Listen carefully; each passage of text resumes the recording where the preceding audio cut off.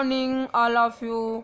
Class 8th Mandakini Hindi पाठ्य पुस्तक। बच्चों, मैंने फर्स्ट चैप्टर आपको पढ़ा दिया है और फर्स्ट चैप्टर का क्वेश्चन आंसर भी कराया है, एक्सरसाइज भी सारी कराई है। अब सेकंड चैप्टर जिसका नाम है सुभागी। नाम क्या है बेटा चैप्टर का? सुभागी। तुलसी महतो अपनी लड़की सुभागी से बहुत प्यार करते थे। छोटी उम्र में भी वह घर के काम में चतुर और खेती बाड़ी के काम में निपुण थी। उसका भाई रामू जो उम्र में बड़ा था, बड़ा ही कामचोर और आवारा था। तुलसी ने सुभागी और रामू दोनों की शादी कर दी। थोड़े दिन बीते, अचानक एक दिन बड़ी विपदा आ गई। सुभागी बहुत छोटी उम्र में ही विधवा हो गई। सुभागी के दुख की तो सीमा ही ना थी। बेचारी को अपना जीवन पहाड़ लगने लगा था। कुछ साल बीते, लोग तुलसी महतो पर दबाव डालने लगे कि लड़की की कहीं दूसरी शादी कर दो। आजकल कोई इसे बुरा नहीं मानता है, तो क्यों सोच विचार करते हो?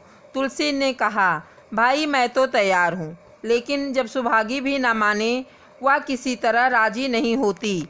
हरिहर ने सुभागी को समझाकर कहा, बेटी हम तेरे ही भले के लिए कहते हैं। माँ बाप अब बूढ़े हो गए हैं, उनका क्या भरोसा। तुम इस तरह कब तक बैठी रहोगी? सुभागी ने सिर झुकाकर कहा, आपकी बात समझ रही हूँ, लेकिन मेरा मन शादी करने को नहीं कहता।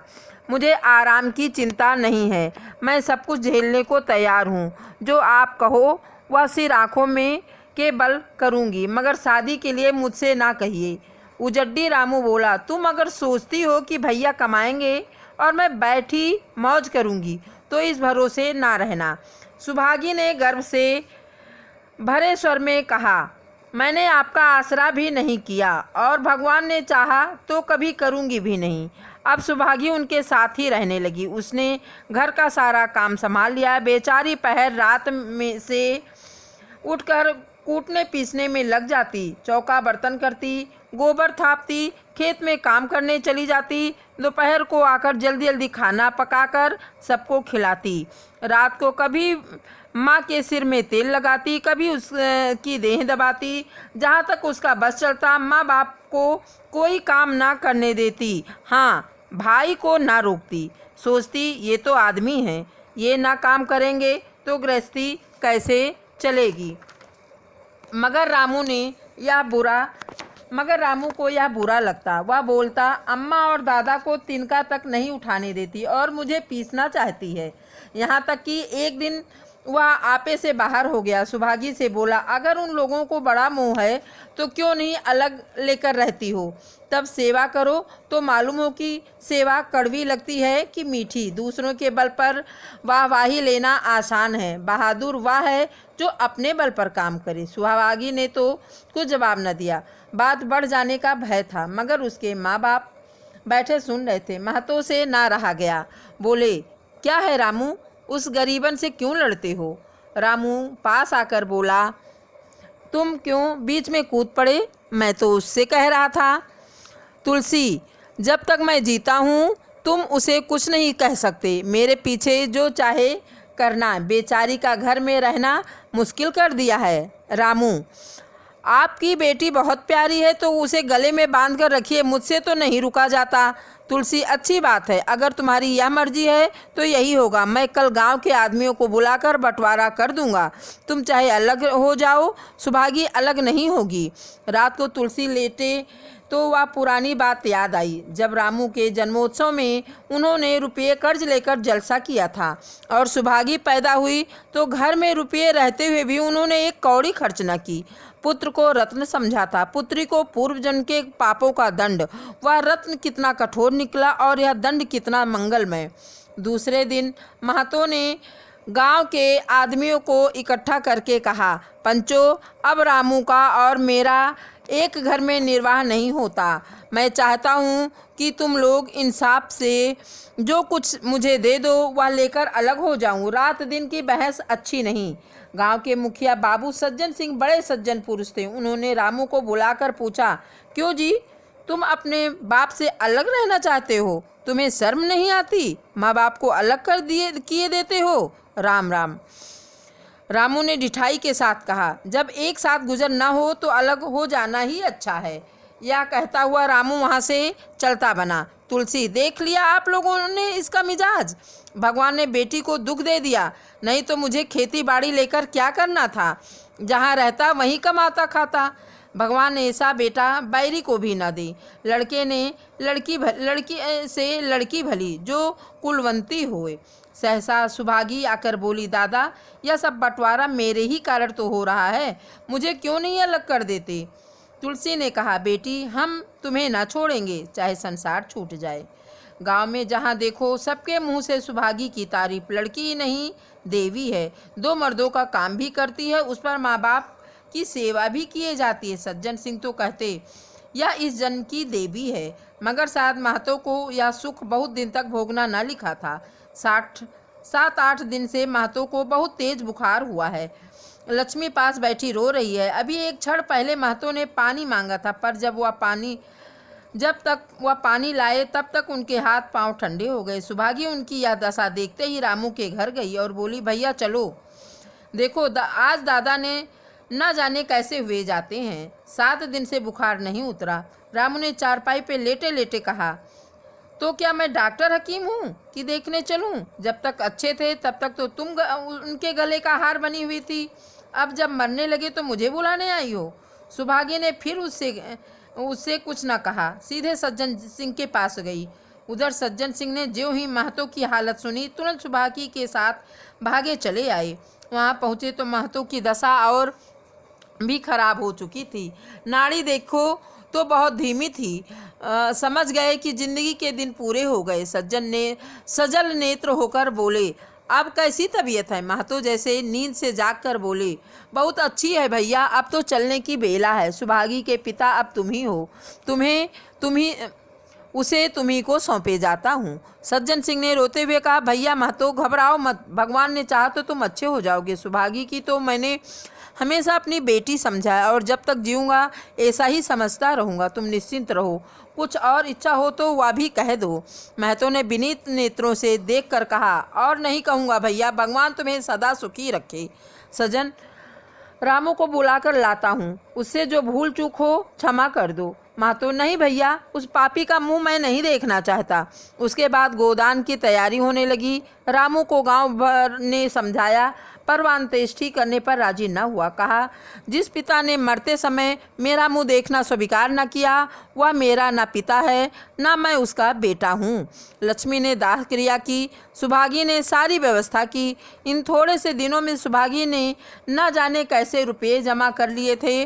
जब 13वीं का सामान आने लगा तो गांव वालों की आंखें खुल गईं। 13वें के दिन सारे गांव के लोगों का भोज हुआ। चारों तरफ वाहवाही मच गई। पिछले पहर का समय था, लोग भोजन करके चले गए थे। लक्ष्मी थककर सो गई, लेकिन सुभागी बची हुई चीज़ें उठा कर रख रही थी कि ठाकुर सज्जन सिंह ने आकर कहा, अब तुम भी आराम करो बेटी, सवेरे सब काम कर लेना। सुभागी ने कहा, अभी थकी नहीं हूँ दादा, आपने जोड़ लिया कुल कितने रुपये खर्च किए? सज्जन, यह पूछकर क्या करोगी बेटी? सुभागी, कुछ नहीं, यूँ ही। सज्जन, कोई 3,000 रुपये होंगे। सुभागी ने सकुचाते हुए कहा, मैं इन रुपयों की देनदार हूँ। पति के देहांत के बाद से ही लक्ष्मी का दाना पानी छूट गया। सुभागी के आगरा पर चौके में जाती, मगर निवाला गले के नीचे न उतरता। 50 वर्ष हुए, एक दिन भी ऐसा न हुआ कि पति के बिना खाए उसने खुद खाया हो। अब उस नियम को कैसे तोड़े? आखिर उसे खांसी आने लगी। दुर्बलता ने जल्द ही खाट पर डाल दिया। सुभागी अब क्या करे? ठाकुर साहब के रुपये चुकाने के लिए दिलो जान से काम करने की ज़रूरत थी। यहाँ माँ बीमार पड़ गई, अगर बाहर जाए तो माँ अकेली रहती थी, उसके पास बैठे तो बाहर काम कौन करे? माँ की दशा देखकर सुभागी समझ गई कि इनका अंतिम समय भी आ पहुँचा। महतो को भी तो यही बुखार था। गाँव में और किसे फुर्सत थी कि दौड़ धूप करता। सज्जन सिंह दोनों वक्त आते लक्ष्मी की दशा बिगड़ती जा रही थी। यहाँ तक कि 15वें दिन वह भी संसार से विदा ले गई। सुभागी को उसने आशीर्वाद दिया, तुम्हारी जैसी बेटी पाकर तर गई। मेरा क्रियाकर्म तुम ही करना। मेरी भगवान से यही प्रार्थना है कि अगले जन्म में भी तुम मेरी कोख से ही जन्म लो। माता के देहांत के बाद सुभागी के जीवन का केवल एक लक्ष्य रह गया, सज्जन सिंह के रुपये चुकाना। 3 साल तक सुभागी ने रात को रात और दिन को दिन न समझा। उसकी कार्य शक्ति और हिम्मत देखकर लोग दांतों तले उंगली दबाते थे।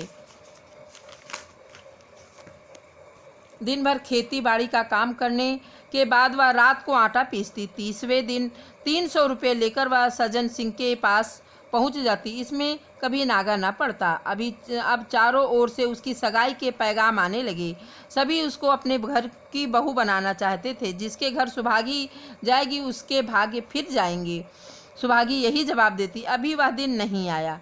जिस दिन सुभागी ने आखिरी किस्त चुकाई उस दिन उसकी खुशी का ठिकाना न था। आज उसके जीवन का कठोर व्रत पूरा हो गया।